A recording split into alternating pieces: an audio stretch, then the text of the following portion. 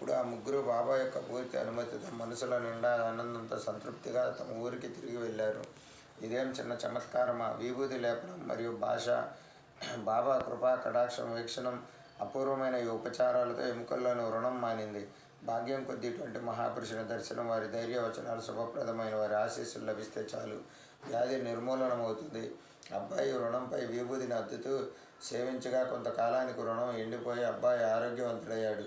ఈ విషయాన్ని విని మాలేగాం ఆ ఊరిలో ఉన్న అబ్బాయి యొక్క బాబాయి సాయిబాబా దర్శనం చేసుకోవాలని తలచాడు.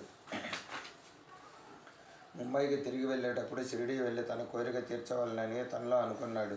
తర్వాత ముంబైకి బయలుదేరగా మాలేగాంలోనూ మన్మాడ్లోనూ ఎవరో అతని మనసులో అనుమానాన్ని లేపారు. దాంతో అతడు షిరిడీ వెళ్ళే తన నిశ్చయాన్ని మానుకున్నాడు. మంచి పనుల్లో ఇలాగే అవుతుంది. మొదట కుత్సిత బుద్ధి గలవారు అడ్డు తగులుతారు. లోకుల మాటలు లెక్క చేయని వారే చివరకు సద్గతిని పొందుతారు.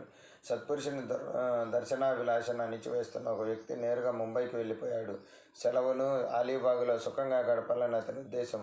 అలా నిశ్చయించుకున్నాక వరుసగా 3 రాత్రులు నిద్రలో ఇంకా నాపై అవిశ్వాసమా అన్న మాటలు వినిపించాయి. వరుసగా విన్న అశరీరవాణిని డాక్టర్ ఆశ్చర్యపోయాడు. ఆ మాటలు నిజమనిపించాయి. అతడు షిరిడీ ప్రయాణానికి నిశ్చయించుకున్నాడు. కానీ ఒక రోగికి టైఫాయిడ్ జ్వరం ఉండటం వలన ఆ డాక్టర్ యొక్క చికిత్స అతనికి అవసరమైనందున ఆ రోగికి నయమైన వెంటనే షిరిడీ బయలుదేరాలని అనుకున్నాడు. కానీ ఆ జ్వరం చాలా తీవ్రంగా ఉండి ఎలాంటి చికిత్సకు గుణం కాలేదు. జ్వరం కాస్తైనా తగ్గలేదు. అందువలన ప్రయాణం వెంటనే కుదరలేదు. అప్పుడు అతడు మనసులో, ఈరోజు రోగికి జ్వరం తగ్గితే నేను క్షణం ఆలస్యం చేయకుండా రేపు షిరిడీకి ప్రయాణమవుతానని నిశ్చయించుకున్నాడు. అలా దృఢంగా సంకల్పించుకోగా 2-3 గంటలకే జ్వరం తగ్గింది. డాక్టర్ సంకల్పం ఫలించి షిరిడీ బయలుదేరాడు. తను తలచినట్లు షిరిడీ వెళ్ళి భక్తిగా బాబా పాదాలకు వందనం చేశాడు.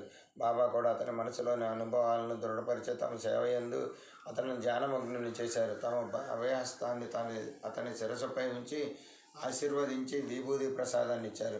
డాక్టర్ సాయి యొక్క అమోఘమైన మహిమను గని ఆశ్చర్యపడ్డాడు.